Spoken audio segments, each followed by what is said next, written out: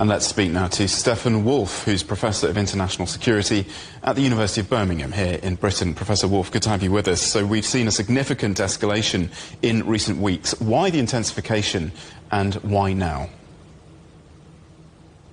I think it happens right now because the ground war really is frozen. So what both sides are doing is that they are escalating vertically. So they are focusing on the range and intensity of their attacks rather than trying to capture more territory. And this in many ways makes sense because the front line really has barely moved over the last couple of months. And because both sides are unable to win any significant territory on the ground now, they are focusing on this intensified air campaign.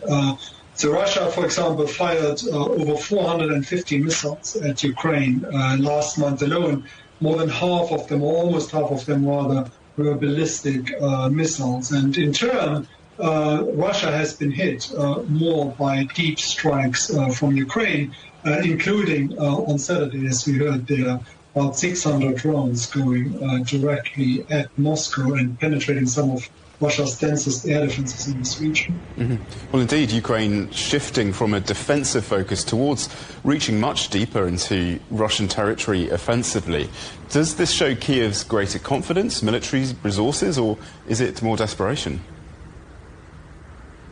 Well, I think it's a little bit of a mix of all three of these issues here. I mean, at one level, it's clearly a doctrinal shift that you are seeing here, but it's more of a pressure tool rather than a war winner on its own. So what we have seen is that Ukraine moved from what was basically a campaign to hold ground against the Russian onslaught in areas like Donetsk and the southeast of the country, and then occasional drone strikes. But what we see now is a much more sustained air campaign on the Ukrainian side, partly because they actually have the capabilities now, both in terms of the mass of drones and missiles that they have available, but also far more advanced technology that can really get very deep into Russia, and they are using that to the best effort that they can.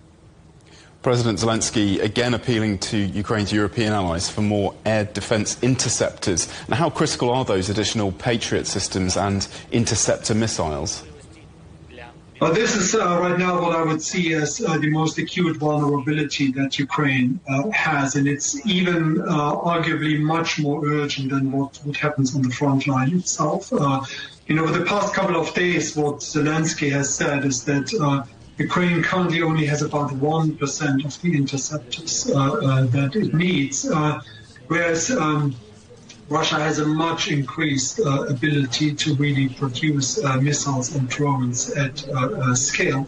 So the real world effect of this is, as we have seen in one recent attack, that Russia fired 28 missiles at Ukraine, and none of them was actually intercepted by Ukraine.